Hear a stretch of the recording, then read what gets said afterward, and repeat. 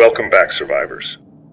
Before the story starts, tap subscribe and comment where you're tuning in from.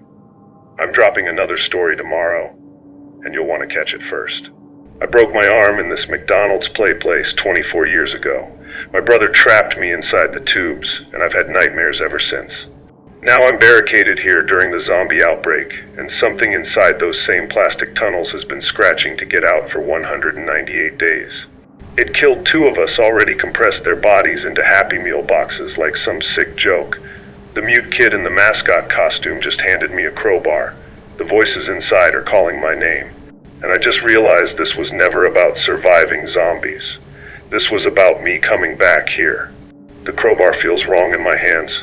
Too light, like it wants me to use it. Smiley stands beside me, that oversized Ronald McDonald head tilted at an angle that makes the permanent grin look almost sympathetic. Almost. They haven't moved in 3 hours, just standing here in front of the boarded-up PlayPlace entrance like a statue waiting for permission to come alive. The yellow gloves are stained with something dark. I've stopped asking what. Behind us, maybe 15 feet away, Mia watches from the manager's office doorway. She's wearing 3 layers of McDonald's polo shirts as makeshift masks, her eyes visible above the fabric red-rimmed, too wide, darting between me and the plywood barrier like she's watching a car accident in slow motion. Her hands are raw from scrubbing, pink and peeling, moving in that constant washing motion even though there's no water, no soap, just air and compulsion. Leo. Her voice cracks around my name. You don't have to do this. We can wait. We can. Wait for what? I don't look at her. Can't. If I see the fear in her eyes, I'll lose whatever courage I've scraped together. Wait until it decides to come out. Wait until we're in Happy Meal boxes, too. The fluorescent lights buzz overhead, that electrical insect sound that's been the soundtrack to our survival. Half of them don't work anymore, creating pools of shadow that seem to move when you're not looking directly at them. The mold has spread across the ceiling in patterns that look deliberate spirals and circles and shapes that might be letters if you stare long enough. Mia says it's toxic. Mia says everything is toxic now. The smell hits me in waves. Old fry oil, sweet rot from the mold, something else underneath that reminds me of birthday parties in childhood and places that were supposed to be safe, places that had play places. I wedge the crowbar under the first board. The wood groans. Not like wood should groan, like it's protesting. Like it knows what's on the other side and it's been trying to keep it contained. Your shift isn't over, Leo. The voice comes from behind the plywood. Multiple voices. Dozens of them, speaking in perfect unison, each one unmistakably. Smiley's voice, that teenage pitch I've never actually heard them use because they've been mute for 186 days. Smiley doesn't react. Doesn't turn, doesn't acknowledge that their voice is coming from inside a sealed room they've never entered. My hands shake. The crowbar slips, metal scraping against wood, a sound like nails on a chalkboard that makes Mia whimper. Danny's waiting for you, the voices say. My brother's name. My dead brother's name. We've been playing his favorite game, the one where you can't get out, the one where nobody comes to help. Remember? I remember. God, I remember. The first nail comes loose with a shriek. Somewhere in the darkness of the kitchen, the freezer door swings open. Again. Always again. The children start laughing. It's 3:17 a.m. What would you have done? Would you have opened it, or stayed sealed inside with whatever was hunting you? The first board hits the floor, and the laughter stops. Complete silence. The kind that feels like pressure against your eardrums, like the air itself is holding its breath. Even the fluorescent lights stop buzzing. Even Mia stops her compulsive hand-washing motion. Even the mold seems to pause its slow crawl across the walls. Smiley's mascot head turns toward the gap I've created, maybe 6 inches of darkness between the remaining boards and the doorframe. The painted-on smile doesn't change, can't change, but something about the angle makes it look hungry. Leo, please. Mia's voice is barely a whisper now. Seal it back up. We can seal it back up. But I'm already wedging the crowbar under the second board. Because here's what I've learned in 198 days. Fear doesn't go away when you avoid it. It grows. It spreads like the mold. It waits until you're weak, and then it folds you into a Happy Meal box. The second board comes loose easier. Too easy. like something on the other side is helping me pull. Cold air rushes out through the gap, not the stale, warm air of a sealed room, but actual cold. Freezer cold. Breath-visible cold. It carries a smell that makes my stomach clench. Plastic and chlorine, and underneath it all, something organic. Something rotting sweetly, like fruit left too long in the sun. I can see into the PlayPlace now. Not much. Just shapes in the darkness. The bottom of a slide, maybe. The edge of what might be the ball pit. And movement. Definitely movement. Leo. The voices again, but different now. Separated. Individual. Children's voices, but wrong. Too rehearsed. Like they're reading from a script they don't understand. Leo, we've been waiting so long. Everyone else was just practice. Marcus bent so easy. Vanessa kept trying to fight even after we started folding. But you're the one who's supposed to understand. My breath comes faster, shorter.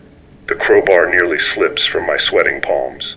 Understand what? The words come out before I can stop them. You're not supposed to talk to it. That's rule 1 of horror survival. You don't engage. You don't ask questions. You don't? Why, you have to go back inside the tubes. The third board splinters before I touch it. Just explodes into pieces that scatter across the dining room floor, and now the gap is wide enough to see clearly into the PlayPlace. I wish I couldn't. The ball pit is full, but not with plastic balls. Happy Meal boxes. Hundreds of them. Thousands. Stacked and stuffed into the pit like someone's been collecting them for years. They're red and yellow cardboard faded and water-stained. Some of them are moving, shifting, settling with small rustling sounds that might be cardboard or might be something inside trying to get comfortable. The slide exits directly over the pit. I remember that. I remember sliding down and landing in primary colored balls that cushioned my fall, made me laugh, made me feel safe. Now the slide is streaked with dark stains that trail down into the boxes. We kept your brothers, the voices say, from the original accident. Would you like to see? He tried to apologize after they took you to the hospital. Came back alone the next day and went into the tubes looking for your blood. Isn't that sweet? Isn't that what brothers do? Danny's dead. My voice sounds foreign. Car accident 7 years ago. Yes, the voices agree. He is. We made sure. We can make sure of lots of things, Leo. We've been here since before the franchise opened. Since before the building. Since before the highway. This place has always been here. You just put walls around it and called it a restaurant. Smiley moves. First time in hours. They step forward, right up to the gap, and reach one yellow-gloved hand through, beckoning me to follow. The fourth board falls on its own. I can see the plastic tubes now. The translucent tunnels that wind through the PlayPlace structure like intestines, like the inside of something that swallowed children and never let them leave. There are shapes inside them. Small shapes, child-sized. They're not moving yet. But they're watching. I can see their eyes pressed against the plastic, dozens of them, reflecting the dying fluorescent light like animal eyes caught in headlights. Your shift isn't over, they say again, all together now, a chorus of Smiley's voice and children's voices, and underneath it all, my brother Danny's voice, the one I haven't heard in 7 years. Clock in, Leo, it's time to play. It's time to finish what started when you were 8. It's time to go back inside the tubes and understand why you're the only one who survived the first time. The freezer door in the kitchen slams shut. The lights go out. All of them. Every single fluorescent tube dies simultaneously with an electric snap that echoes through the restaurant. In the darkness, I hear Smiley remove their mascot head. I hear it hit the floor with a hollow thud. And then I hear them speak for the first time in 186 days, in a voice that sounds exactly like mine. Follow me, Leo. I'll show you where they keep the children. Should Leo follow Smiley into the darkness? Or is this the moment everything he thought he knew becomes a lie? I can't see Smiley's face in the darkness. Part of me is grateful. Part of me knows that's the worst part, not knowing what's been hidden under that mascot head for 186 days, what's been watching me through those plastic eye holes, what's been waiting for this exact moment. Don't. Mia's voice cuts through the black. She's crying now, full sobs that hitch and catch in her throat. Leo, don't move. Stay exactly where you are. Whatever that thing is, it's not. The emergency lights kick in. Dim red backup power that turns the McDonald's into something that looks like the inside of a mouth. Everything is shadows and crimson and wrong angles. Smiley stands at the PlayPlace entrance, head bare, face visible. It's a child, maybe 10 years old. Pale skin, dark hair cut short, eyes that reflect the red light like a cat's. But that's not what makes me step backward. That's not what makes me scream. It's that the child's face is mine. Not similar, not close, exact. My face at 10 years old, down to the small scar above my left eyebrow where I hit the slide during the accident, down to the asymmetrical way my ears sit, down to the exact shade of brown in my eyes. I've been wearing you, the child says in my adult voice, for 198 days, practicing, getting it right, the walk, the mannerisms, the way you touch your wrist when you're nervous. He demonstrates, fingers wrapping around the opposite wrist exactly how I do it. Marcus noticed. That's why Marcus had to fold first. He was starting to ask questions about why I watched you so much. My back hits the counter. The cash register digs into my spine. The crowbar is still in my hand, but I can't remember how to use it. Can't remember how to do anything except stare at my own face on a child's body, standing in front of a PlayPlace full of Happy Meal boxes and something scratching inside the tubes. You're not real, I manage. You're not. This is the infection. Some kind of hallucination. The mold. Mia said the mold was... The mold is us too, my younger self says. We're in the walls, in the freezer, in the fry oil that never drains completely. We've been here since 1992, Leo. Since opening day. Since the first child went into the tubes and didn't come out right. The scratching inside the PlayPlace intensifies. Not random now. Rhythmic. Purposeful. Like footsteps. Like dozens of small hands and feet crawling through plastic tunnels, getting closer to the entrance. Smiley, no. The thing that wore Smiley like a costume steps aside and gestures toward the gap in the boards with my own mannerisms, my own slight hesitation before committing to movement. They want to meet you, he says. The others, the ones who came before, the birthday parties, the Happy Meals. The children who went into the tubes during hide and seek and found the spaces between the plastic, the gaps where the structure doesn't quite connect to reality. Your brother found one. Did you know that? After your accident, he came back looking for your blood and he found a gap. He crawled inside, and something crawled back out wearing him. Liar. But my voice shakes, because I remember. Danny changed after that day. Became quieter, stranger, started staring at nothing. Started talking about how the PlayPlace called to him at night. I thought it was guilt. You thought he felt bad about hurting you, the child with my face says. But he didn't feel anything anymore. We don't. We just hunger. We just wait. We just collect. Behind me I hear Mia moving. The rustle of fabric. The scrape of something being dragged. When I risk a glance, she's pulling the storage shelves toward the manager's office, barricading herself inside. Smart. Always the smart one. The survivor. The infection didn't kill Danny 7 years ago, I whisper. You did. We made it look like an accident, my child, Self confirms. Car versus tree. Very tragic, but he was starting to forget his lines. Starting to act too much like us and not enough like him. Sloppy. We don't like sloppy. He takes another step closer. You're wondering why we waited. Why we let you live for 24 years. Why we specifically arranged for you to come back here on day 0. I am. God help me, I am. Because you're the one who got away. The child's smile is mine but wrong. Too wide. Too knowing. You broke your arm but you got out. You screamed loud enough that the manager heard you. You survived the first collection. And things that survive the first collection, they're special, they're strong, they're worth waiting for. The scratching stops. In the silence I hear breathing. Not from Mia's office. Not from the child. From inside the tubes. Heavy breathing, adult breathing, 2 sources, maybe 3. Marcus and Vanessa say hello. The child says. They're still fresh. Still remember being human. In a few days they'll forget. They'll be like us. They'll help with the next collection. The lights flicker. In the strobe effect I see them. 2 figures crawling through the translucent tubes, bodies bent at angles that shouldn't work, joints reversed, limbs too long. They move like spiders, like something that learned how humans move by watching but never quite got it right. Marcus's face presses against the plastic. His mouth opens, too wide, unhinging. "Your shift isn't over," he says in that chorus voice. "Clock in, Leo. Clock in and join us. It only hurts for a moment. The folding, the breaking, the fitting into boxes.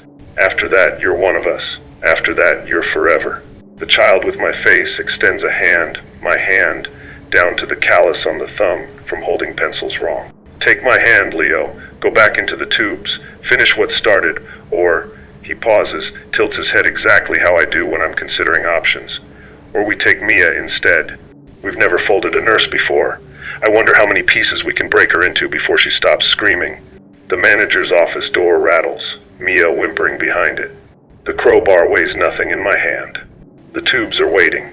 My brother's voice joins the chorus. "Come play with us, Leo. Come play forever." Would you take the child's hand to save someone else? Or is mercy sometimes just another word for sacrifice? Wait. Mia's voice stops everything. The figures in the tubes freeze. The child with my face pauses, hand still extended. Even the mold on the walls seems to stop its crawling spread. The red emergency lights flicker once, twice, then steady. "Wait," Mia says again, and I hear the storage shelf scraping. She's moving the barricade. She's coming out. "Leo, don't go in there. Don't take his hand. There's something I need to tell you first." "Mia, stay inside," I shout, but she's already emerging from the office, 3 polo shirts still wrapped around her face, hands shaking, eyes wild above the fabric. "I know what this place is," she says, and her voice is different now. Steadier, like she's been holding something back for 198 days and it's finally clawing its way out. "I know because I've been here before. I was 12 years old. There was a birthday party, and I went into the tubes." The child with my face smiles wider. "Tell him," he says in my voice. "Tell Leo what happened to you in the gaps." Mia's hands stop their compulsive washing motion. She pulls down the makeshift mask, and I can see her whole face for the first time in weeks. There's something wrong with her mouth. The corners don't quite match, like they've been repositioned slightly off-center. "I got stuck," she whispers, "in one of the tube sections. My sister was chasing me during hide-and-seek, and I crawled into a part that didn't have any light. I kept going forward, but the tunnel kept getting smaller, tighter. The plastic pressed against my face, and I couldn't breathe, and I couldn't back up because my sister was behind me, laughing, pushing my feet, telling me to keep going. She takes 3 steps closer. I notice for the first time that she walks slightly wrong, not limping, just off, like someone who learned to walk by watching instead of doing. Then I found the gap," she continues, "where the tube didn't quite connect, where there was just darkness and cold air and something breathing on the other side. And I should have stopped, I should have screamed for help, but I was curious. I was 12 and stupid and curious. So I pushed through. "Mia," I start, but the child with my face cuts me off. "Let her finish. This is the good part, the part where she learns what happens to children who find the gaps." Marcus and Vanessa are fully visible in the tubes now, their faces pressed against the plastic, watching. Their eyes don't blink, haven't blinked. I don't think they can anymore.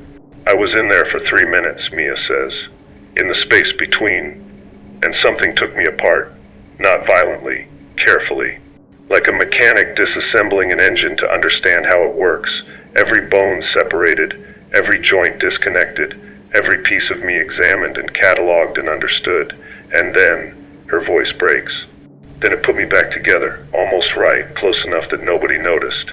Close enough that I could go home and grow up and become a nurse and spend my whole life obsessed with germs and contamination because some part of me remembered being contaminated, being changed, being not quite right anymore."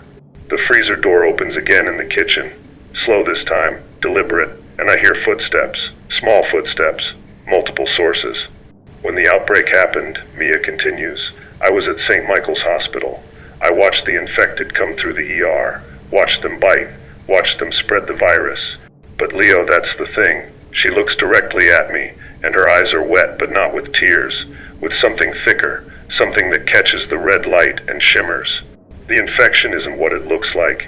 It's not a virus, it's not biological. It's them, it's this place, it's spreading."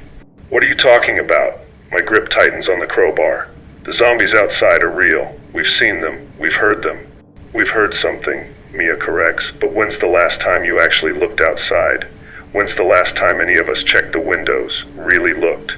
I realize with cold certainty that I can't remember. Days, weeks, we've been so focused on the PlayPlace, on the sounds inside, on surviving each night that we stopped watching the parking lot, stopped monitoring the infected, stopped checking if they were even still there. There's nothing outside, the child with my face says cheerfully.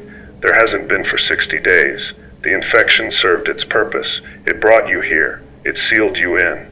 It gave you a reason to stay. And once you were inside, once you were committed to surviving, we could begin the real collection.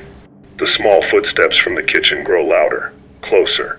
Marcus wasn't killed by something in the storage room, Mia says, and now she's crying that thick substance, leaving trails down her cheeks like syrup. I killed him, or the thing that's been wearing me killed him. I don't know where I end, and it begins anymore. I've been folding people for 23 years, Leo. Since I crawled out of those tubes, since I went home wrong, I fold them in my sleep. I fold them when I'm not paying attention. I folded my mother when I was 16. Just woke up one morning, and she was in a box under my bed, and I couldn't remember doing it, but I must have, because there was blood under my fingernails, and my hands knew exactly how to bend bones. She holds up her raw, scrubbed hands. They're not raw from washing, they're raw from use, from breaking, from folding. I've been trying so hard not to fold you, she sobs. You're a good person, Leo. You didn't deserve this. But every night I stand outside wherever you're sleeping and my hands they just want to work. They just want to fold. And the voices from the PlayPlace keep telling me it's time. It's time to finish my collection. It's time to bring you into the tubes where I was supposed to bring you 23 years ago when we first met. My mind reels. We've never met before. I didn't know you until day 0. Your 8th birthday party, she whispers. I was there. My sister knew your brother. I was the girl in the tubes who pushed your feet, who laughed while you screamed, who watched you break your arm and thought it was funny. And when I crawled through the gap and got taken apart and put back together, the first thing they told me was that someday I'd bring you back. That you were special. That you were the one who got away and I was the one who'd return you. The children emerged from the kitchen. 5 of them, 6, 10, all wearing McDonald's uniforms that don't fit right. All with faces I recognize from birthday parties, from photographs, from news reports about missing children over the past 3 decades. All moving in that slightly wrong way, like puppets with too many strings. They form a semicircle around us, blocking any exit. We gave you 198 days, the child with my face says. We let you think you were surviving. We let you bond with Mia. We let you trust her. Because the collection is so much sweeter when it comes from someone you thought was human. Mia's hands reach toward me. Those raw, scrubbed, practiced hands that know exactly how to fold bones. I'm sorry, Leo, she whispers. I'm so sorry. But your shift isn't over, and mine never ends. The tubes behind us rupture. Marcus and Vanessa pour out, bodies bending wrong, reaching. The children step closer. The crowbar is useless. The exits are blocked. And Mia's hands are inches from my throat, trembling, resisting, but moving closer anyway. Don't fight it, she says, and I can't tell if she's talking to me or herself. It only hurts for a moment. And then you're home. Then you're finally home. Who do you trust when everyone you survived with was never human to begin with? I do the only thing I can think of. I drop the crowbar. The metal clangs against the tile, spinning away toward the counter. Every figure in the restaurant pauses. The children tilt their heads in unison. Marcus and Vanessa stop their spider crawl. Mia's hands freeze inches from my throat. You're right, I say, and my voice only shakes a little. My shift isn't over, but before I clock in, before I let you fold me, I need to understand something. The child with my face narrows his eyes. My eyes. Understand what? If this has all been planned since I was 8, if Mia was always meant to bring me back, if the outbreak was manufactured just to seal me inside, I take a breath, forcing my mind to work through the terror. Then why am I still making choices? Silence. The kind that feels like I've asked the wrong question, or the right one. Because everything you've told me assumes I'm predictable, I continue, speaking faster now, before they can restart whatever horrible thing was about to happen. That I'd come back here specifically. That I'd stay for 198 days. That I'd open the PlayPlace. But I almost didn't. I almost ran on day 3 when Marcus showed up. I almost left on day 47 when the sound started. But you didn't, the child interrupts. You stayed, just like we knew you would. How? I press. How did you know? Because if you've been waiting 24 years, if you've been this patient, this careful, you must have accounted for me not coming back. For me dying in the outbreak somewhere else. For me making literally any other choice. Unless the lights flicker, not the emergency reds, the fluorescents. They sputter, buzz, and for just a moment, I see the restaurant differently. Empty, completely empty. No children, no Mia, no Marcus and Vanessa in the tubes. Just me, standing alone in a decaying McDonald's, talking to nothing. Then the moment passes. Everyone's back. But Mia's face has changed. There's a crack in her expression. A glitch. Leo, stop, she says, but her voice wavers. Don't think about it too hard. It makes it harder. It makes the folding hurt more when you resist the doubt. When I resist the what? The truth. I laugh and it sounds hysterical even to me. Here's what I think. I think I've been alone this entire time. I think the infection got into my head on day 0, and I've been hallucinating all of this. The survivors, the sounds, the bodies in Happy Meal boxes. All of it. No, the child with my face says, but he takes a step backward. Defensive. No, you're real. We're real. The collection is. Then prove it. I point at Mia. Touch her. Actually touch her. Because I've been watching for 198 days and I just realized I've never seen any of you actually make physical contact. You come close. You gesture. You reach out. But you never actually connect. Mia's hands are still extended toward my throat, trembling violently now, but not moving closer. Not moving at all. Frozen in that reaching position like a paused video. We're saving the touch for the folding, the child says quickly. Too quickly. It's part of the ritual. Part of the delusion, I finish. Part of what my brain created to make sense of being trapped here alone, slowly starving, slowly going insane. I created you all. The nurse who represents safety, the cook who represents survival, the teacher who represents order, and Smiley, I look at the child with my face. You're the trauma. The part of me that never left this PlayPlace. The 8-year-old who's still stuck in the tubes, still screaming, still waiting for someone to hear him. The mold on the walls begins to recede, pulling back like a tide, revealing clean white paint underneath. Stop it, the child hisses. Stop figuring it out. You're ruining the collection. You're ruining everything. We worked so hard. We waited so long. You're supposed to go into the tubes. You're supposed to understand that you never left. I'm supposed to accept that I'm the monster, I whisper, and suddenly it all makes horrible sense. That's what this is. That's what you've been trying to show me. The bodies in the Happy Meal boxes, I put them there.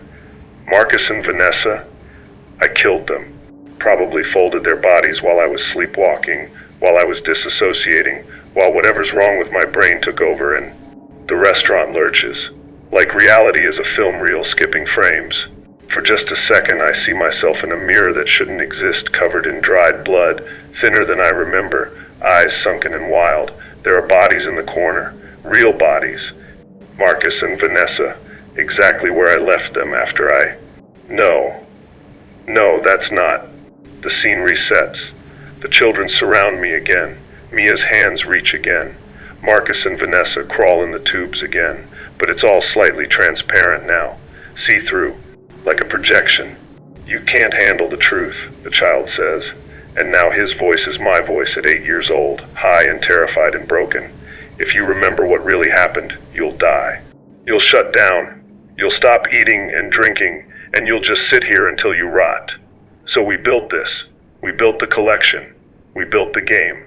We gave you a reason to survive. Enemies to fight, mysteries to solve, a purpose.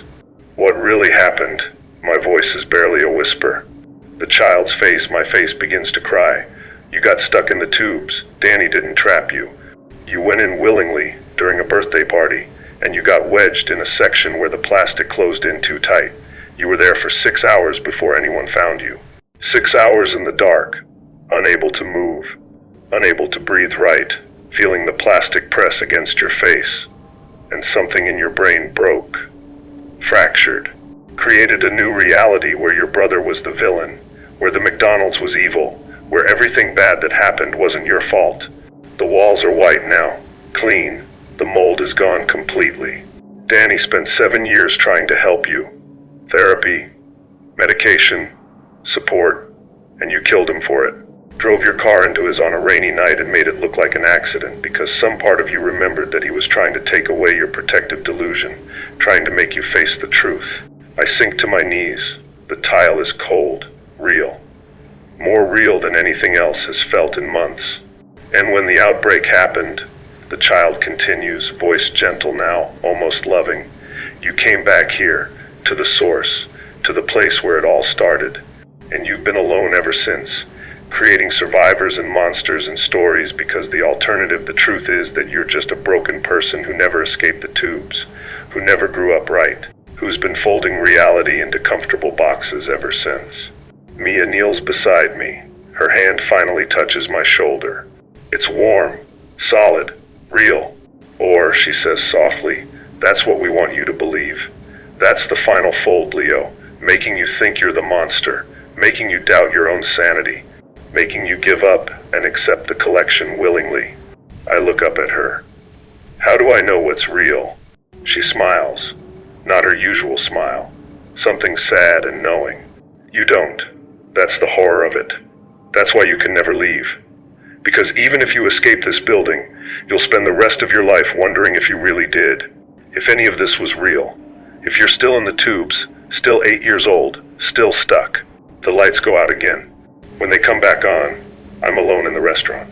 No Mia, no children, no bodies. Just me, a crowbar, and the sealed PlayPlace entrance. The scratching starts again, from inside the tubes. It sounds like my own fingernails. What's more terrifying, being hunted by monsters, or discovering you are one? I don't know how long I sit there on the cold tile floor. Minutes, hours. Time doesn't work right anymore. The emergency lights cast everything in that hellish red, and I can hear my own breathing echoing back from the walls like the restaurant is breathing with me. The scratching continues, steady, patient, my fingernails against plastic, if the child's story is true, or something else's fingernails, if it isn't. I pull myself up using the counter. My legs shake. When did I last eat? Day 195, 196. The freezer is full of food. Was full of food, should be full of food, unless I already ate it all and don't remember, unless there was never any food, unless, stop, I say aloud, and my voice sounds foreign in the empty restaurant. Stop spiraling, focus on what you can verify, what you can prove. I can prove I'm here. I can feel the counter under my palm, cold laminate, real. I can prove the crowbar exists. I pick it up, heavy, metal, solid weight. I can prove the PlayPlace entrance is partially open. I can see the gap in the boards, the darkness beyond. What I can't prove is whether I opened it tonight, or whether it's been open for days, and I've been staring at it, creating elaborate narratives to avoid looking inside. The freezer door in the kitchen swings open with its familiar creak. I've been ignoring it. We all have. All of us. Except there is no us. There's only me. There's only ever been me. Unless there hasn't. My feet carry me toward the kitchen before my brain catches up. I need to see inside that freezer. Need to prove or disprove something, anything, that will anchor me to a reality I can trust. The kitchen is exactly as I remember. Stainless steel prep surfaces, industrial fryers full of oil that's gone rancid. The smell is overwhelming old grease and something sweeter, something rotting. The mold is back here, thick on the walls, pulsing slightly in the red light. Or maybe it's not mold. Maybe it's just shadows and my desperate brain trying to see patterns in chaos. The freezer door stands open. Frost crawls across the floor in those handprint patterns. Small handprints, child-sized. I approach slowly, crowbar raised. My reflection appears in the stainless steel surfaces, distorted, stretched, multiplied. A dozen versions of me, all moving slightly out of sync. Inside the freezer, the temperature has risen. Not freezing anymore, just cold. Cold enough to preserve, but not cold enough to freeze solid. There are boxes inside. Not Happy Meal boxes. Cardboard shipping boxes, the kind that hold frozen burger patties and chicken nuggets and fries. 3 of them are open. I don't want to look inside. Every instinct screams at me to turn around, to walk away, to seal myself in the manager's office like Mia did and wait for whatever comes next. But I look anyway. The first box contains Marcus, not folded, not compressed, just dead, throat cut, lying on his back with his eyes open, frost forming on his lashes. He's been here for days, based on the discoloration.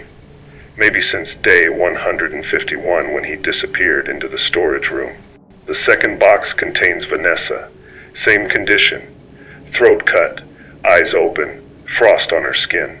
The third box is smaller, child-sized. I don't want to open it.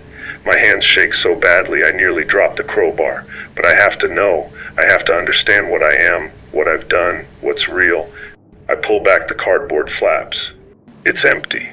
Just frost, and a dark stain on the bottom that might be blood. That one's for Mia, a voice says behind me. I spin around. The child with my face stands in the freezer doorway, backlit by the red emergency lights. He's not transparent anymore. Not a projection. Solid. Real. Or as real as anything else. You killed them, he says simply, on day 150. 1. You slit their throats while they slept, used a kitchen knife, cleaned it after, put it back in the drawer. Then you hid the bodies in here and went back to having conversations with them. Elaborate conversations.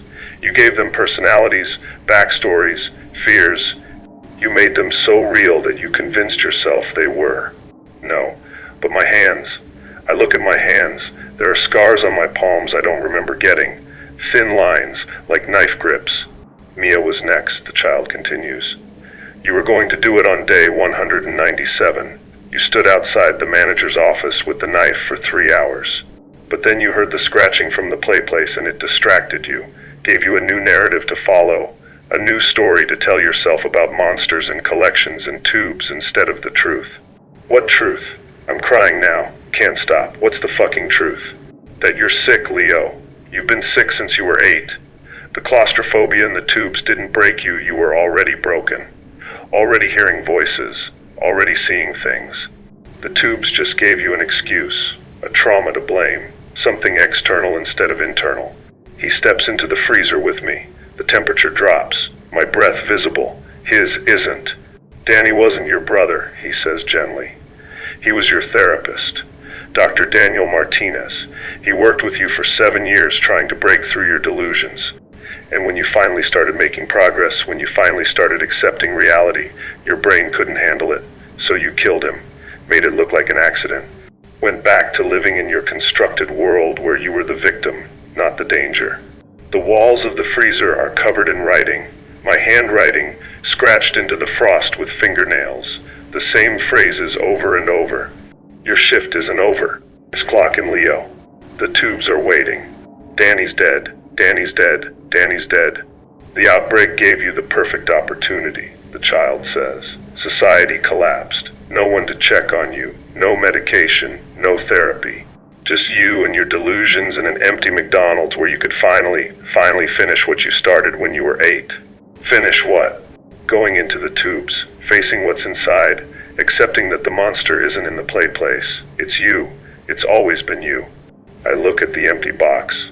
The child-sized box. Who was that for? I whisper. The child's smile is sad, knowing. Me. The real me. The 8-year-old version of you that got stuck in the tubes. The part of you that never left. That's still in there, still screaming. You were going to kill him. Finally. Symbolically. Put that part of yourself in a box and close the lid forever. I don't understand. The PlayPlace isn't haunted, Leo. You are. Every voice you hear is your own. Every scratching sound is your fingernails.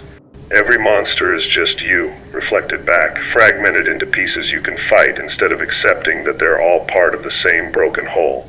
The freezer door swings shut. The light goes out. In the darkness, I hear breathing. My breathing. But also breathing from inside the freezer walls. From behind the boxes. From the vents above. Multiple sources. All of them me. We're all you, the child says, and now his voice comes from everywhere. From the walls, from the boxes, from inside my own head. Marcus was the part of you that wanted to survive. Vanessa was the part that wanted order. Mia was the part that wanted to care for others. Smiley was the part that wanted to hide. And me, I'm the part that remembers the truth. The part you've been trying to kill since you were 8 years old. A light flickers. Not red emergency lights. White, fluorescent, normal. I'm not in the freezer anymore. I'm in the tubes. Plastic walls press against my shoulders. Translucent material showing distorted shapes outside.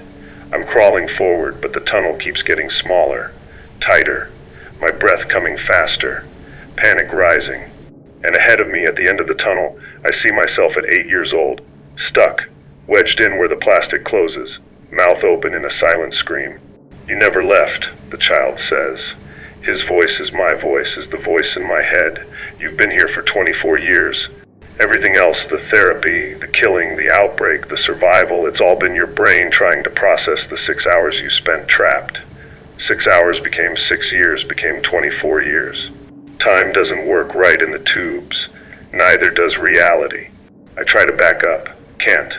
The plastic is closed behind me too. I'm stuck, wedged, just like the 8-year-old ahead of me. Join me, he says. Accept it. We're the same. We've always been the same. The monster and the victim. The killer and the survivor. The man and the child. All of it is you, Leo. All of it is us.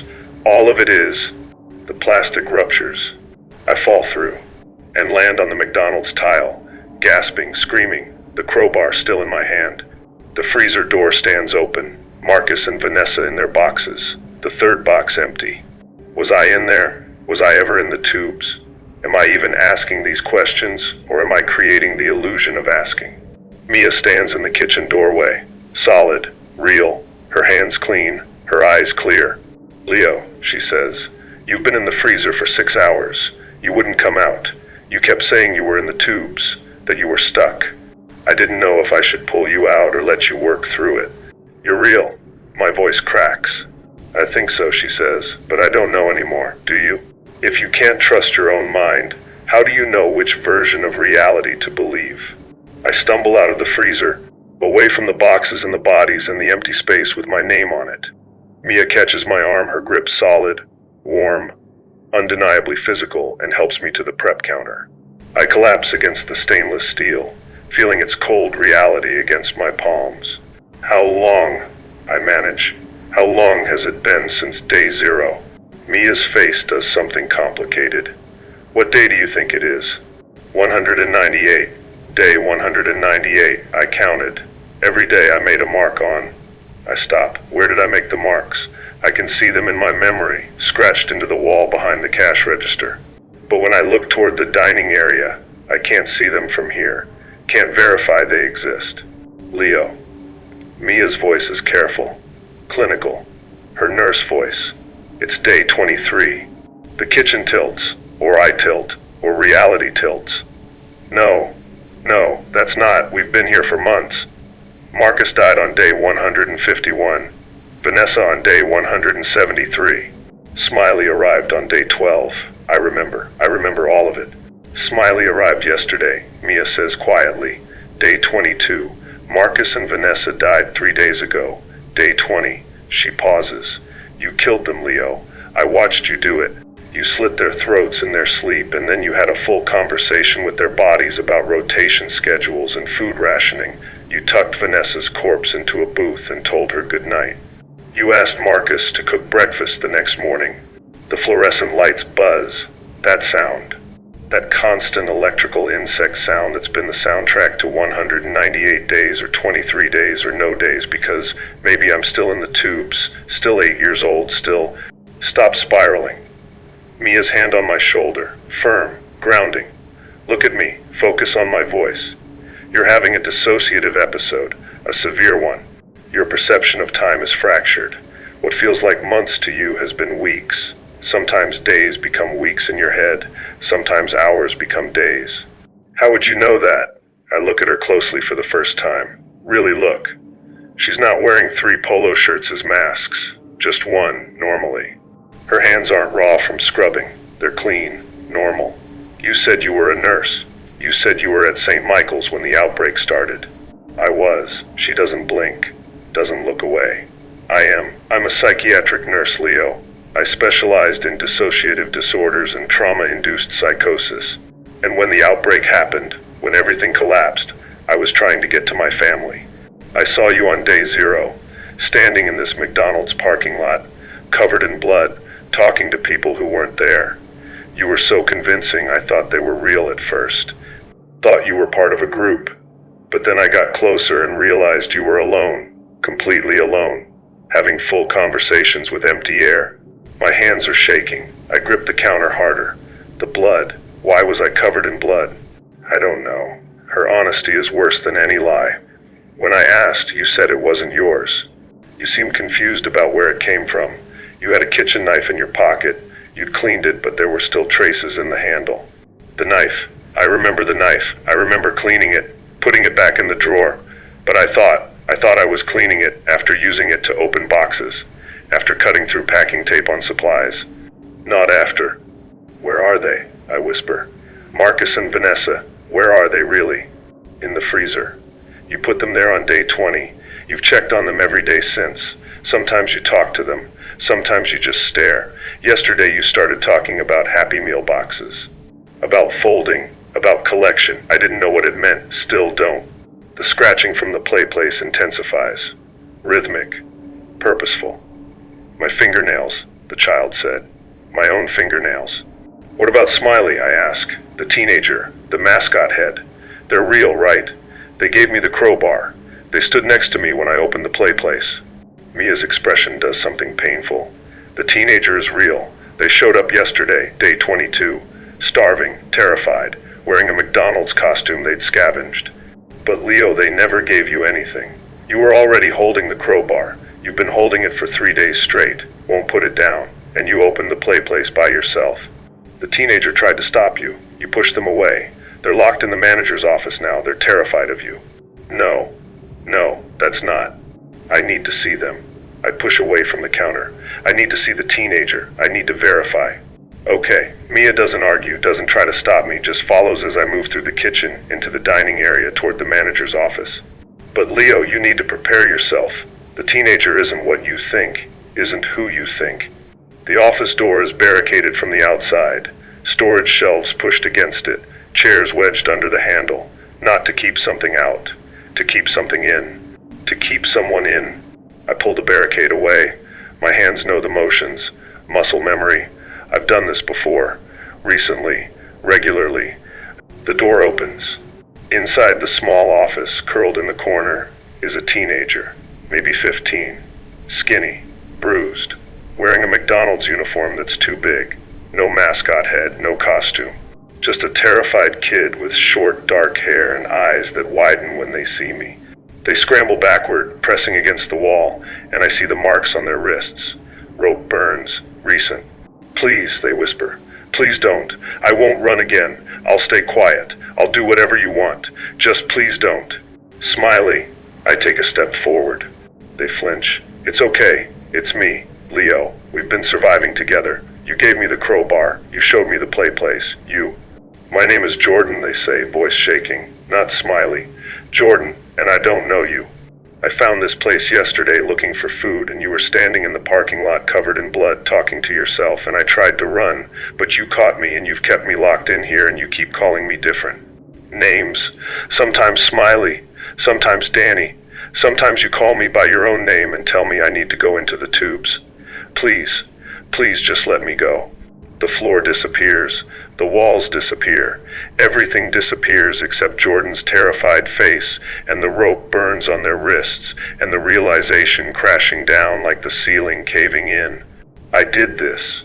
I kidnapped them, tied them up, locked them in, created an entire narrative where they were a willing survivor, a silent companion, when really they were a prisoner, a victim. How many? My voice doesn't sound like mine. How many people have I hurt? Mia answers from behind me. I don't know. I've only been here for 4 days, since day 19. I found you after you'd already killed Marcus and Vanessa. After you'd already sealed Jordan in here.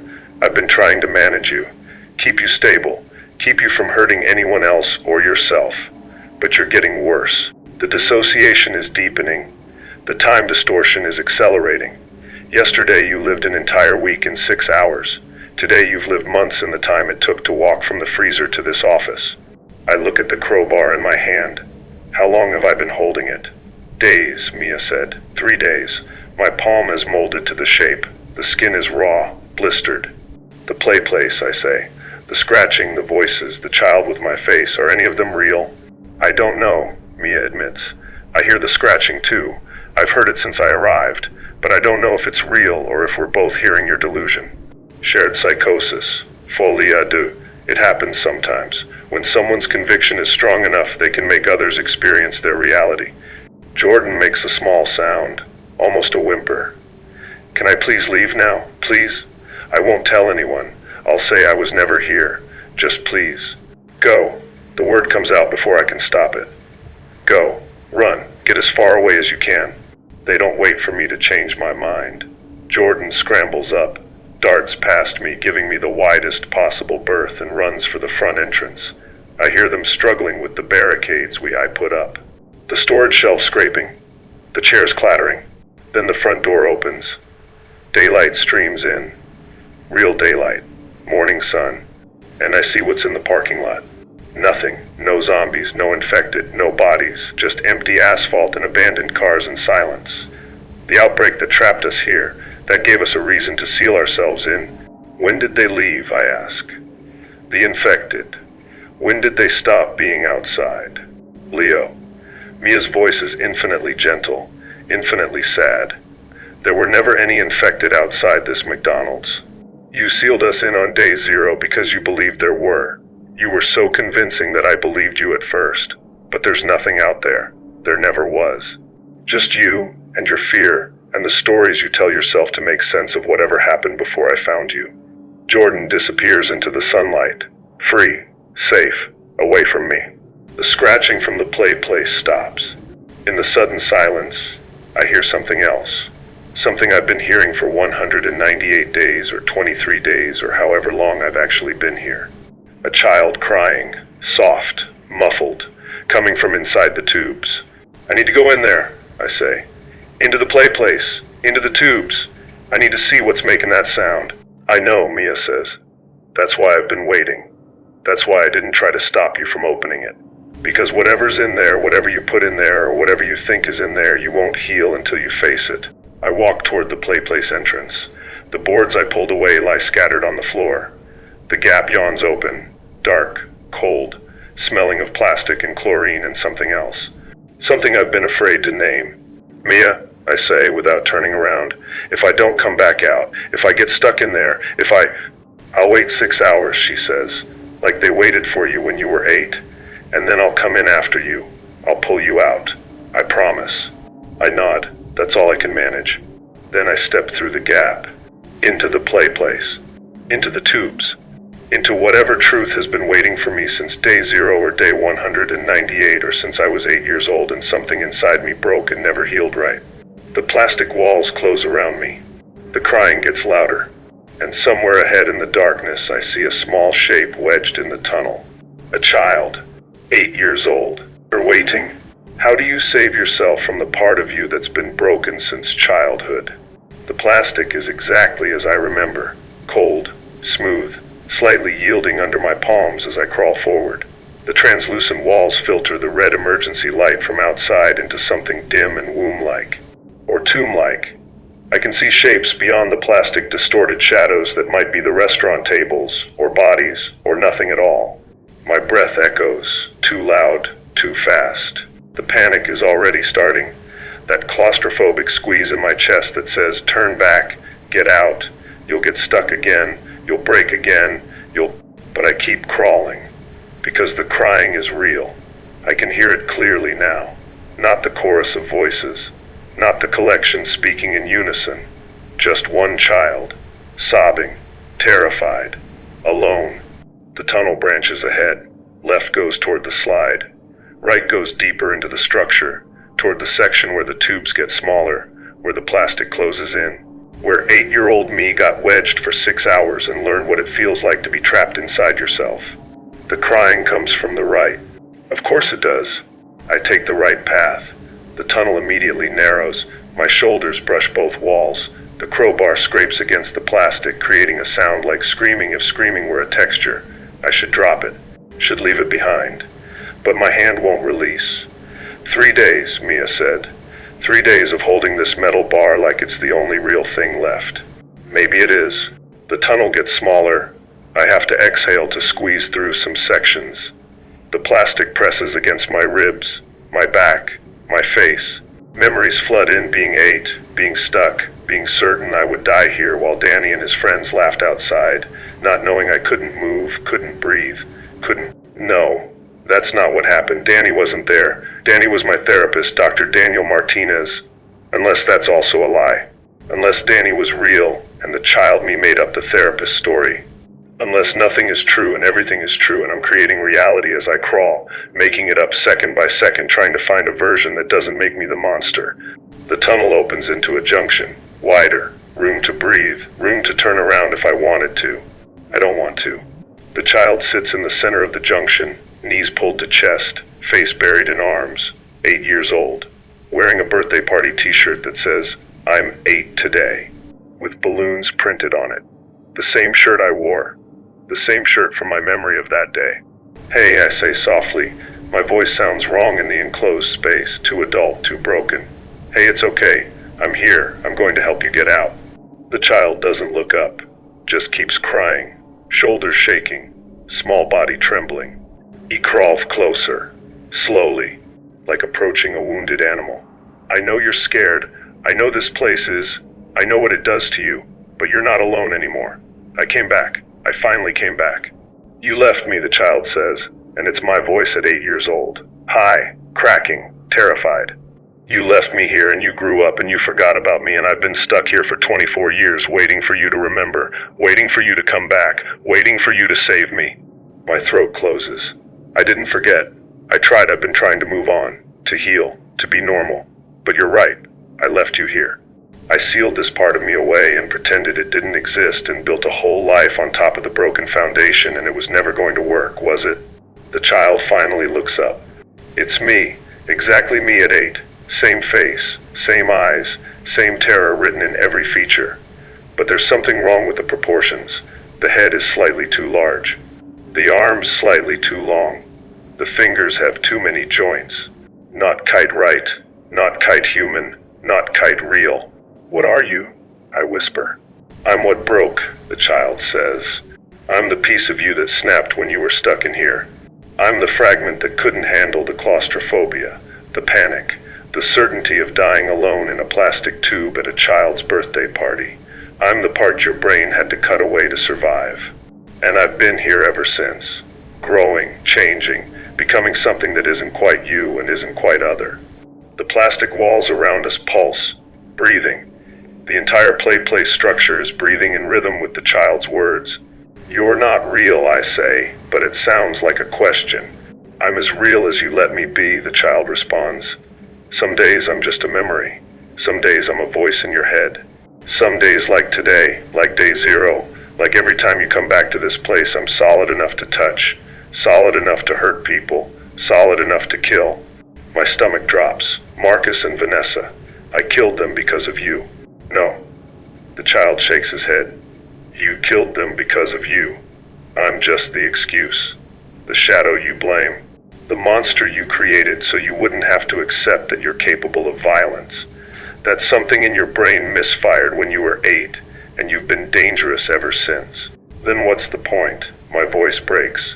"What's the point of coming in here? What's the point of facing you if you're just going to tell me I'm broken beyond repair? That I'm a killer? That I can't be fixed?" The child stands, unfolds from his position with movements that bend wrong, joints reversing, spine curving in ways that shouldn't work. He's growing, stretching, becoming less child and more thing. More manifestation of everything wrong inside my head. "The point," he says, and now his voice is layered. My voice at 8 and my voice now and voices I don't recognize. Victims maybe, people I've hurt, people I've killed. People I've folded into boxes in my mind because I couldn't process what I'd done to them is to choose. Choose what? Whether to integrate me or destroy me. The child, thing moves closer. The plastic walls contract with each step, the tunnel growing smaller, tighter, that familiar pressure building. You can accept that I'm part of you, that the broken 8-year-old and the violent adult and the monster in the tubes are all the same person. All you. No more dissociation. No more created realities. No more stories about collections and zombies and supernatural forces. Just you, sick, damaged, dangerous, but whole. The tunnel is closing, barely room to breathe now. Plastic pressing against my face exactly like it did when I was 8, exactly like my worst nightmare, exactly like, or, I gasp, what's the other option? Or you destroy me? The child thing says, use the crowbar, smash this manifestation, kill the memory, seal this part of yourself away permanently. You'll forget everything, the real day zero. Whatever you did before Mia found you, the blood on your clothes, the knife in your pocket, the bodies, all of it, gone. You'll go back to your constructed reality, your comfortable delusions. Your 198 days and your zombie outbreak and your stories that make you the victim instead of the threat. He's close enough to touch now, close enough that I can see he's not quite solid, not quite there. A projection, a manifestation, a symbol of everything I've been running from. But if I destroy you, I say, understanding now, I'll keep creating new versions, new monsters, new reasons why bad things happen that aren't my fault. I'll never heal, never be safe, never stop hurting people.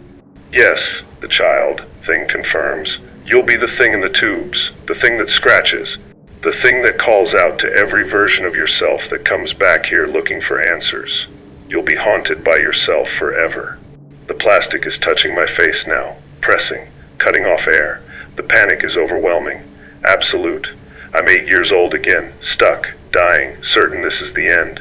But I'm also 32. I'm also holding a crowbar. I'm also capable of making a choice.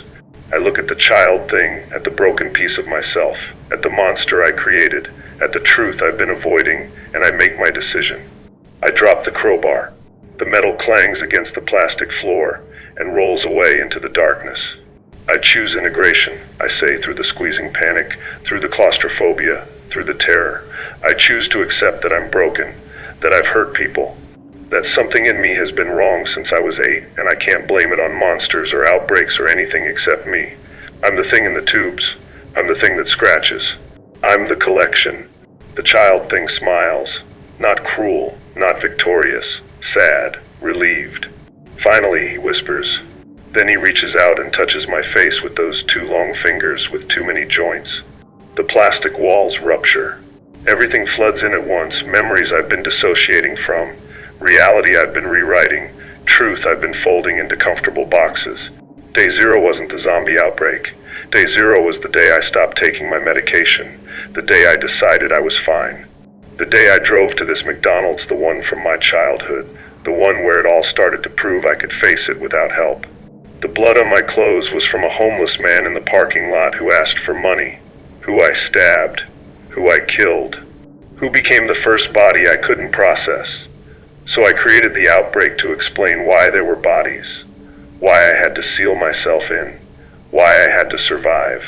Marcus and Vanessa were never survivors. They were people who came to the McDonald's after me, looking for shelter, looking for help. I invited them in, talked to them, killed them, then kept talking to them because my brain couldn't handle what I'd done. Jordan was just a kid, just a teenager looking for food, who I kidnapped because my delusion needed a new character, a new person to fold into my narrative. And Mia is real, the child says, reading my thoughts because he is my thoughts. She's a real nurse. She really has been trying to help, but she's not here to save you, Leo. She's here to document, to understand, to write about what happens when someone like you reaches the end of their delusion. She's been recording everything, voice notes, journal entries, for a case study, for her research. She's been waiting to see if you choose integration or destruction, waiting to see if you could be saved or if you just create a new monster to hide behind. The truth settles like weight, like plastic pressing on all sides, like being 8 years old and stuck and certain you're dying. But I'm not dying. I'm just finally Finally waking up. The child thing dissolves.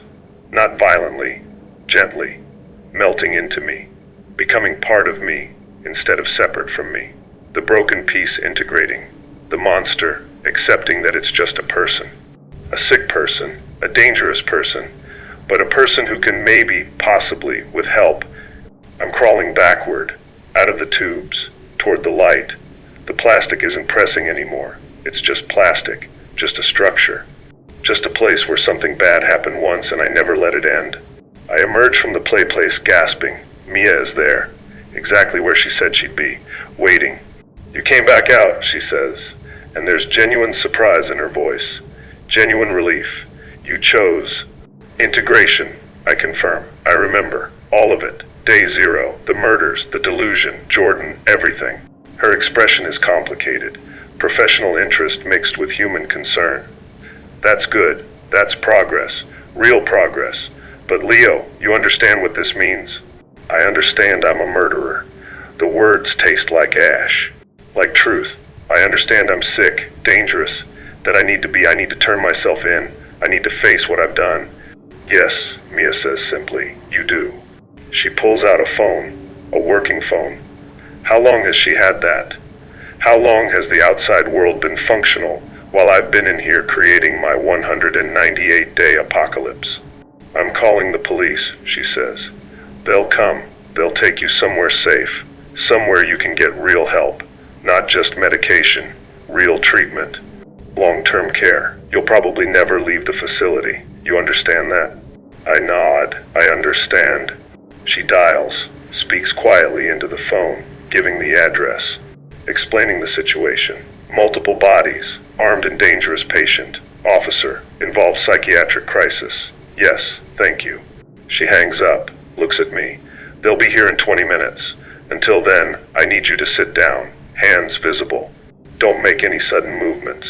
I sit, right there on the tile, hands on my knees, visible, compliant. The scratching from the PlayPlace has stopped completely. The restaurant is just a restaurant again, decaying, abandoned, full of bodies in a freezer and blood on the floors and evidence of what I am. Did you really find me worth studying, I ask, or were you just trying to help? Mia considers the question. Both, she admits. I'm a psychiatric nurse, yes, but I'm also human. I saw you. I saw what you were capable of. And I saw that somewhere under the delusion, there was a person who wanted to be saved, who kept creating stories where he was the victim, because he couldn't face being the villain. I wanted to see if that person could be reached, if integration was possible, if you could choose truth over comfort. And now you know, I say. Now I know, she agrees. We sit in silence, waiting for the sirens, waiting for the end of the story I've been telling myself for 198 days that were actually 23 days, that were actually just one very long, very fractured day zero that never ended. Mia, I say quietly, thank you for not giving up, for waiting, for giving me the chance to choose. She nods, doesn't smile, doesn't need to. In the distance, I hear sirens, getting closer. The tubes are empty now. The child is integrated. The monster is just me. And for the first time since I was 8 years old, I know exactly who I am. When you finally face the monster and discover it's been you all along, what happens next? The sirens are getting louder. Red and blue lights start to strobe through the McDonald's windows, painting the walls in colors that remind me of the emergency lights, of the 198 days that never happened, of the comfortable delusions I've been living in. Mia stands by the window, watching the police cars pull into the parking lot. 3 of them, maybe 4. More than enough for one sick man sitting on the floor with his hands visible. Leo, she says without turning around, before they come in, before this ends, I need to ask you something. Okay. Do you remember what you said to me on day 19, when I first found you? I searched the memories, the real ones, now accessible, no longer hidden behind walls of dissociation and constructed narrative. Day 19, 4 days ago, in real time. Months ago, in my fractured perception. I don't remember meeting you on day 19, I admit. In my version, you burst through the doors on day 0, running from the infected. We barricaded together. She finally turns to look at me. Her expression is strange, sad, knowing. That's what I thought you'd say. The police are at the door now. I can hear them shouting, ordering someone to open up, to come out with hands raised. Standard procedure for an armed and dangerous call. Mia? My voice sounds small, childlike. What did I say to you on day 19? She walks toward me slowly, crouches down so we're eye level, and I see it now, the thing I've been missing, the truth I integrated but didn't fully process. Her eyes are wrong, just slightly. The pupils don't quite match sizes. The left one is larger, fixed, blown, the sign of a traumatic brain injury, or something else, something worse. You said you're too late. I already folded the nurse. Mia reaches up and touches her own face. Her fingers press into the skin, and it gives not like flesh, but like plastic. Like something that's been compressed and broken and put back together almost right. You said she was the first one, day 2, but I kept her anyway. I needed someone to talk to. Someone who would understand what I was trying to do. So I unfolded her, put her back together, made her speak again. The floor tilts. No, that's not. Mia Chen was a real psychiatric nurse, she continues, and her voice is layered now, doubled, like a recording playing over live speech. She came to this McDonald's on day 2, looking for shelter. You invited her in. You talked about trauma and dissociation and how minds break, and then you killed her, strangled her, folded her into a box. But you weren't ready to be alone yet, so you took her back out, tried to put her back together, broke some of the bones wrong, made some of the joints work backwards, but got her close enough that you could pretend she was still alive, still helping, still documenting. She stands, turns, and I see the back of her neck where the skin doesn't quite connect right, where there's a seam, a fold line, where I tried to compress her into a box and then changed my mind. I've been dead for 21 days, Mia says. You've been having conversations with my corpse, moving me around, making me sit in the manager's office so you could pretend I was barricading myself for safety, making me stand by the freezer so you could pretend I was trying to help you, making me touch your shoulder so you could feel less alone. The police are breaking down the door, wood splintering, metal scraping, voices shouting to get down, hands up, don't move. But something happened today, Mia continues, as if she doesn't hear them, as if the world isn't crashing through the entrance. When you went into the tubes, when you chose integration, some part of your brain started working again, started processing reality, started seeing what you'd done, and now, she turns to face me fully. Her head tilts at an angle that's wrong. That bends the neck in a way that only works if the bones are already broken, if they've been folded. Now you can see me for what I am, a prop in your delusion, a character you created using a real woman's body, a puppet you've been animating with your fractured mind because you couldn't face being alone with what you are. The police burst into the dining area. 5 officers, 6, guns drawn, shouting orders, get down, hands behind your head, don't move, don't fucking move. I comply, hands laced behind my head, face against the cold tile, the same position I've been in mentally for 23 days, for 198 days, for 24 years. Sir, is there anyone else in the building? One officer, a woman with gray at her temples and eyes that have seen too much. The caller said there was a nurse, a Mia Chen. Is she here? I look toward where Mia was standing, where she should be standing, where my broken mind has been projecting her. There's nothing there, just empty space and shadows and the truth I've been folding away. The freezer, I whisper. She's in the freezer. Box number 2, between Marcus and Vanessa. I folded her on day 2. I've been pretending she was alive ever since. The officers exchange glances. One of them moves toward the kitchen, cautiously, weapon raised. They think I'm delusional. They think I'm making it up. They don't understand yet that delusion is the only thing I'm good at. The officer reaches the freezer, opens it. I hear a sharp intake of breath, then, we need medical and crime scene. Multiple bodies, deceased. Jesus Christ, what did he? Her voice cuts off. Maybe she's seeing the boxes. Maybe she's seeing how the bodies are folded, how the bones are broken in specific patterns. How someone would have to understand anatomy intimately to compress a human being into a space that small without just making a mess. Sir, The gray-haired officer is crouching next to me now. Professional, calm, but her hand is on her weapon. Sir, I need you to listen very carefully. We're going to put you in handcuffs. We're going to take you outside. You're going to be evaluated. Do you understand? I understand. My voice is steady, clear, more clear than it's been in 24 years. I killed them. Mia on day 2, Marcus and Vanessa on day 20, a homeless man on day 0. Maybe others before that, I don't remember. My memory is fractured, dissociative. I create narratives to hide from what I've done.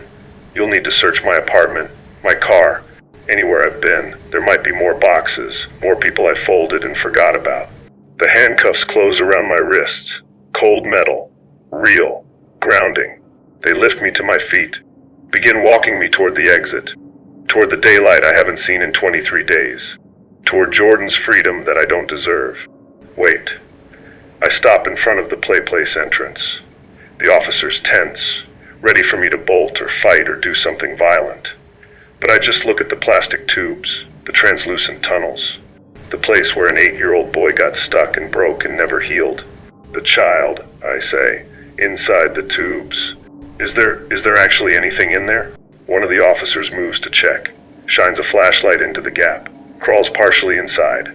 I hold my breath, waiting for him to find the body of the 8-year-old, the original victim. The reason this all started, the proof that my trauma was real and justified and... Nothing, the officer calls back. Empty. Just some old ball pit balls and dust. No one's been in here for years. Of course there's nothing, because the child in the tubes was never outside me, was always just the broken piece I created to make sense of 6 hours of claustrophobic panic. The monster I invented so I wouldn't have to accept that I was just a sick kid who grew into a sick adult who hurt people. They walk me outside. The sunlight is blinding, painful, real. Jordan is there, talking to officers, gesturing at the McDonald's, crying. They see me and scramble backward, terrified. I don't blame them. I'm loaded into a police car. The door closes, locked, safe, or as safe as anyone can be from me. Through the window, I watch more officers enter the McDonald's. Watch them carry out boxes, 3 from the freezer, then more, from the storage room, from the manager's office, from places I don't remember putting them, boxes I don't remember filling, bodies I don't remember folding. 7 boxes total, 7 people, 7 lives I ended because my brain couldn't process reality and chose violence instead. The gray-haired officer gets in the driver's seat, looks at me in the rearview mirror. You'll be taken to a secure psychiatric facility. You'll be evaluated. You understand you'll probably never leave, right? Never be free. I understand, I say. And then, because it's true, because I finally integrated enough to see it clearly, I've never been free. Not since I was 8. Not since the tubes. I've been trapped inside myself for 24 years. Maybe a locked facility is the most honest place for me. She nods, doesn't argue, doesn't offer false hope. I appreciate that. As we pull away from the McDonald's, from the decaying PlayPlace, from the boxes of bodies, from the evidence of what I am, I see one more thing. Standing in the parking lot, watching me leave, is the child. 8 years old, birthday shirt, my face, but different now. Not monstrous, not wrong, just sad, just broken, just integrated. He raises one hand, not waving goodbye, just acknowledging, I'm part of him, he's part of me, we're the same, we've always been the same. And wherever they take me, whatever happens next, he'll be there. Not as a monster, not as an excuse, just as the truth of what I am. A person who broke young and broke wrong and hurt people because he couldn't hurt himself. The child fades as we turn onto the highway. Or maybe he's still there and I just can't see him anymore. It doesn't matter. He's inside me now, integrated, real. No more dissociation, no more comfortable lies. Just the fractured truth of a mind that tried to survive trauma by becoming traumatic. Sir, the officer says, for my report, how long do you think you were in that McDonald's? I consider the question, the real answer, the integrated answer. 198 days, I say, or 23 days, or 24 years, or just one very long day 0 that never ended. Time doesn't work right when you're trapped inside yourself, when you're stuck in the tubes, When you're the monster pretending to be the victim, pretending to be the survivor, pretending to be human. She writes that down, verbatim. Evidence of my fractured mind. Proof of how sick I am. And the zombie outbreak, she asks. You mentioned that in your confession. Do you believe there was actually a zombie outbreak? I watched the world pass by through the police car window. Normal, functional, alive, no infected, no apocalypse, no reason to seal myself in except the one I created. No, I admit, there was never an outbreak. There was just me. And that was worse, because zombies you can fight, zombies you can survive. But yourself, I meet her eyes in the mirror. Yourself you carry forever. In every breath, in every choice, in every moment you have to decide whether to dissociate or integrate. Whether to create monsters or accept that you are one. She's quiet for a long time. Then, for what it's worth, choosing integration, choosing truth that took courage, more than most people have. It didn't save anyone, I point out. 7 people are dead because I chose delusion first, because I chose to fold reality into comfortable boxes instead of facing it. No, she agrees, it didn't save them, but maybe it saves the next person. Maybe it stops you from creating an 8th box, a 9th. Maybe that's all we can do when we're broke and stop breaking others, even if we can't fix ourselves. I think about that, about Jordan, free, about the police knowing where to find the bodies, about no more victims folded into boxes I'll forget about finally being contained somewhere I can't hurt anyone except myself. Maybe, I say. We drive the rest of the way in silence, away from the McDonald's, away from the PlayPlace, away from the tubes where an 8-year-old boy got stuck and a 32-year-old man finally chose to stop running from what he became. The facility looms ahead. Concrete, secure, permanent, home for the rest of my life. I take one last breath of outside air as they transfer me from the car to the intake building. The doors close behind me, locked, final. And somewhere in the back of my mind, in the integrated darkness where the child me lives now, I hear one last whisper. Your shift isn't over, Leo, but at least now you know you're the one working it. I smile, not happy, not sad, just accepting. Yeah, I whisper back. Yeah, I know. The intake officer asks for my name, my date of birth, my understanding of why I'm here.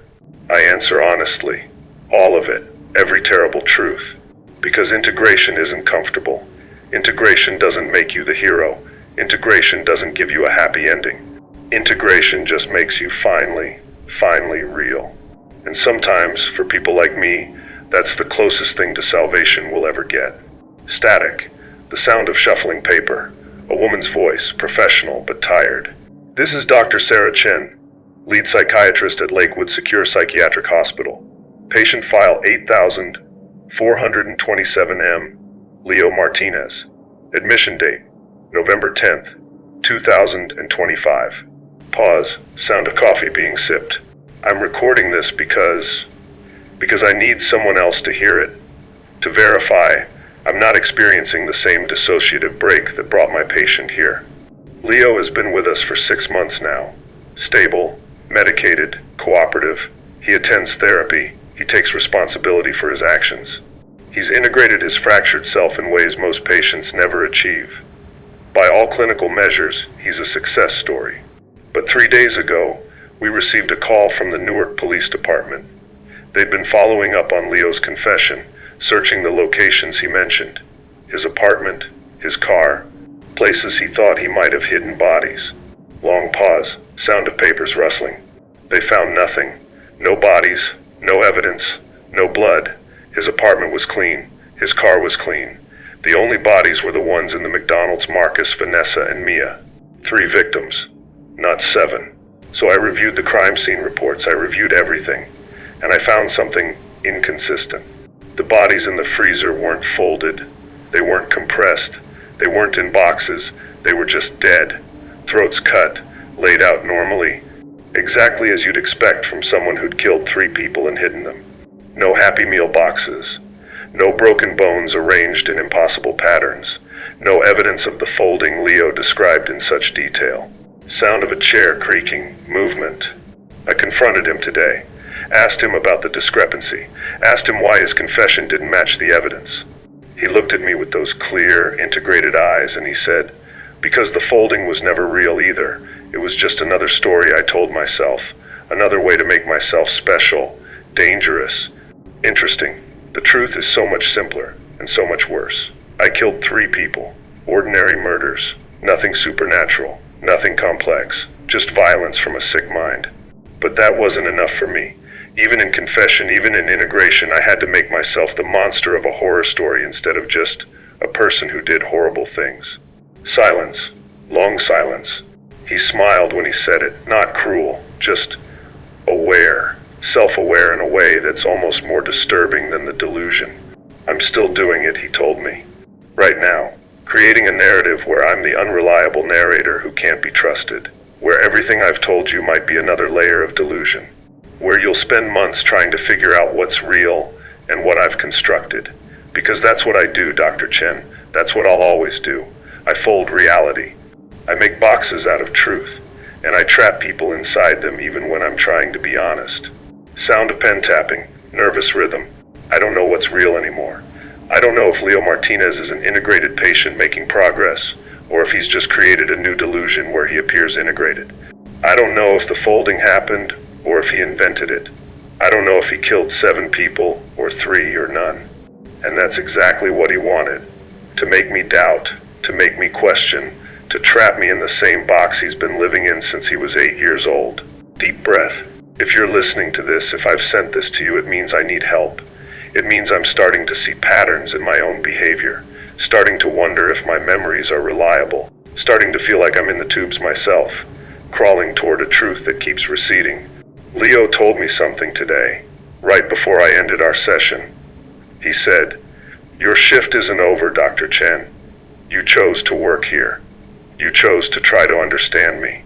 And now you're part of the collection. Welcome to the PlayPlace. Welcome to the tubes. I hope you find your way out before you fold." Static. The recording cuts off abruptly. This is the zombie broadcast. If you made it this far, you survived Leo's 198 days, or was it 23? Or was it just one fractured day 0 that never ended? You tell me, because the truth is I don't know either. And that's the point. I need to know something. Did Leo create the monsters, or did the monsters create Leo? Drop your theory in the comments. The most disturbing interpretation gets featured in my next story, and trust me, you'll want that recognition when things get worse. Here's what happens next. Tomorrow, I'm releasing another survivor's testimony. Different location, different monsters. Same question. What happens when you can't trust your own mind to tell you what's real? But there's something else. Some of you have been asking about the McDonald's, about whether it's real, about whether you should visit. Don't.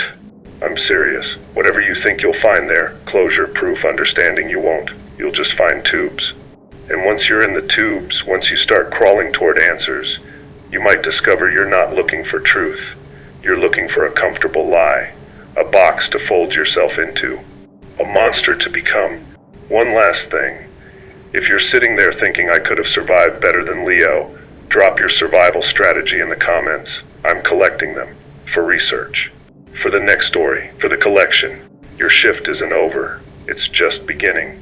Subscribe if you want to know what happens when the facility goes dark, when Dr. Chen stops recording, when the next patient arrives, the one who was in the PlayPlace when Leo was 8 years old, the one who's been waiting in the tubes ever since. See you tomorrow, survivors. Try not to fold before then.